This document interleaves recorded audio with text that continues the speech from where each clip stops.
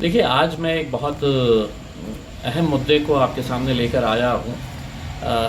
Police वालों को ये याद दिलाने के लिए और उन्हें ये बताने के लिए कि पुलिस का काम जो है वो चोरों को, डकैतों को पकड़ना होता है, उनकी मदद करना नहीं होता है।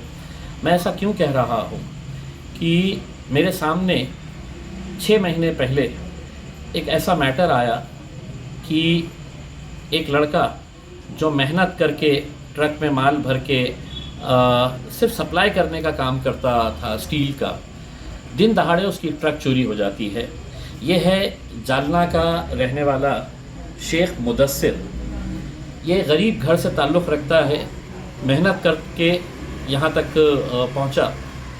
आज से तकरीबन 6 महीना पहले 28 नवंबर 2022 को जालना से तकरीबन 16 लाख रुपये का स्टील एक ट्रक में भर के ये कहीं बाहर जा रहा था। ये स्टील पहुंचाने की ज़िम्मेदारी ये शेख मुदस्सिर की थी।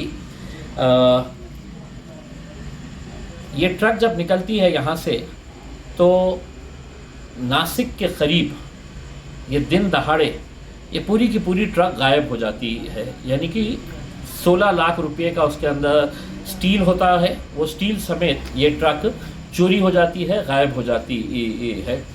अब आप सोचिए कि गरीब आदमी को अगर ये कहा जाए कि अचानक तुम्हारा 16 लाख रुपए का माल किसी ने चुरा लिया है, दिन दहाड़े भरे रास्ते के ऊपर से चुरा लिया है, तो उसके ऊपर क्या बीतेगी करके। शेख मुदस्सिर चाहता तो बहुत सारी जगहों के ऊपर जा सकता था, जालना के अपने नेताओं के पास जा सकता था, लेकिन वो मेरे पास आया क्योंकि उसे उम्मीद थी कि मैं कहीं ना कहीं उसकी मदद करूँगा। और मैंने पूरी कोशिश की।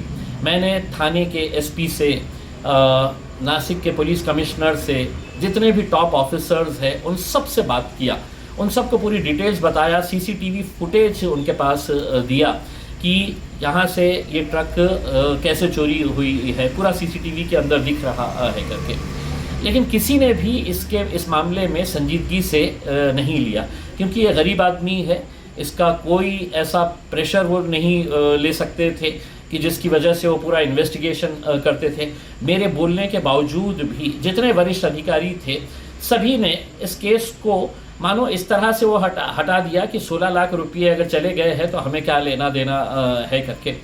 लेकिन मुझे कहीं ना कहीं ये लगा कि इसके अंदर पुलिस वालों का भी बहुत बड़ा रोल है। एक दिन दहाड़े 16 लाख रुपये की चोरी, और मेरा शक बिल्कुल सही साबित हुआ जब मैंने ये देखा कि नासिक और थाने की पुलिस कहीं ना कहीं एक दूसरे के ऊपर ढकेलने का काम कर रही है और इसमें पिस रहा है। तो ये मुदस्सिर, जिसका 16 लाख रुपये, अब उसका जो स्टील कंपनी वाला है वो उससे मांग रहा है कि मुझे 16 लाख रुपये तुमने देना है करके। उसमें मैंने खुद ने इस मामले को जब गंभीरता से लिया तो मैंने डीजी महाराष्ट्र पुलिस के डायरेक्टर जनरल ऑफ पुलिस के पास गया और उनको ये पूरी कैफियत बताई कि मतलब ये कैसा दिन दहाड़े इस तरह की डकैती हो जाती है। और ये गरीब लड़का पिछले 6 महीने से सिर्फ पुलिस स्टेशनों के चक्कर काट रहा है, अदालत के चक्कर काट रहा है, मंत्रालय में जाता है, जिसको मिलता है बस उससे मदद मांगता है, लेकिन उसकी कोई मदद करने के लिए तैयार नहीं है।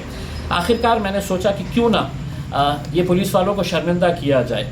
इसीलिए मैं आज आपके बीच में आया हूँ ये बताने के लिए कि जब तक ये मुदस्सिर की ट्रक का माल पकड़ा नहीं जाता है, मैं थाने की पुलिस और नासिक की पुलिस को ये याद दिलाते रहूँगा कि तुम्हारा फ़र्ज़ क्या है। ये वीडियो मैं अपलोड करूँगा और शायद हर 2 दिन, 3 दिन, 4 दिन के बाद मैं दोबारा इसलिए अपलोड करते रहूँगा जब तक इनके अंदर गैरत नहीं आती और जब तक ये अपने इस गरीब लड़के का जो माल चोरी हुआ है, अगर इससे ज़बानी अगर सुनेंगे तो कितने सारे ऐसे पुलिस वाले इसके अंदर शामिल है ये साबित होता है। चोरों को पकड़ा भी गया, माल उनका कहाँ पे है ये थाने के कोई पड़गा गांव के अंदर मिला भी, लेकिन पुलिस वालों ने क्यों उसे पकड़े नहीं, क्यों माल को रिकवर नहीं करे हैं, ये मुझे बहुत ज़्यादा समझाने की ज़रूरत नहीं है। बाद में पता चलता है कि एक पूरी गैंग ऑपरेट करती है जिसके अंदर ट्रक ड्राइवर्स भी शामिल होते हैं।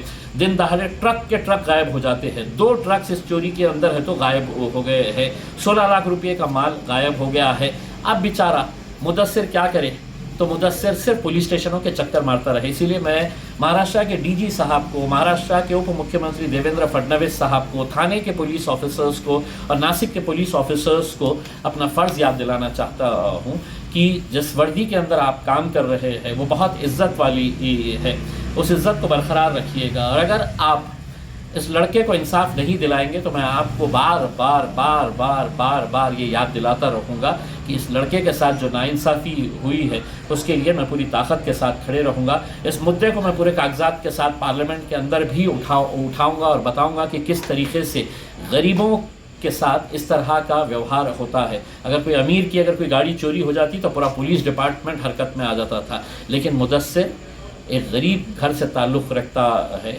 आप सोचिए कि पिछले 6 महीने से उसके ऊपर क्या गुजर रही होगी। लेकिन मैंने मुदस्सिर को यही कहा है कि तुम अकेले नहीं है, मैं तुम्हारे साथ पूरी ताकत के साथ खड़ा हूँ और तुम्हें इंशाल्लाह मैं इंसाफ दिलाऊँगा। बहुत बहुत धन्यवाद।